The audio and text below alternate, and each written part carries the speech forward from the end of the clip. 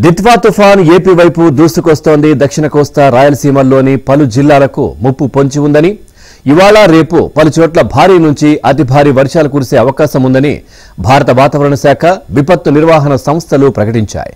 నెల్లూరు, ప్రకాశం, చిత్తూరు, తిరుపతి జిల్లాలకు IMD red alert జారీ చేసింది.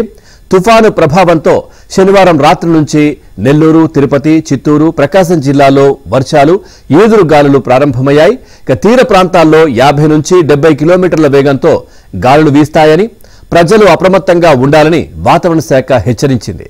దిత్వా తుఫాను తీవ్ర వాయుగుండంగా మారి ఇవాళ తెల్లవారుజామున తమిళనాడు, పుదుచ్చేరి, దక్షిణ కోస్తాంధ్ర తీరాలకు చేరుకునే అవకాశం ఉందని విపత్తుల నిర్వహణ సంస్థ పేర్కొంది.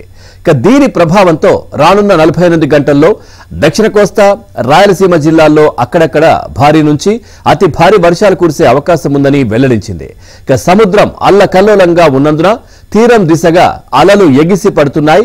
సోమవారం వరకు మత్స్యకారులు సముద్రంలో చేపల వేటకు వెళ్లరాదని వాతావరణ శాఖ హెచ్చరించింది.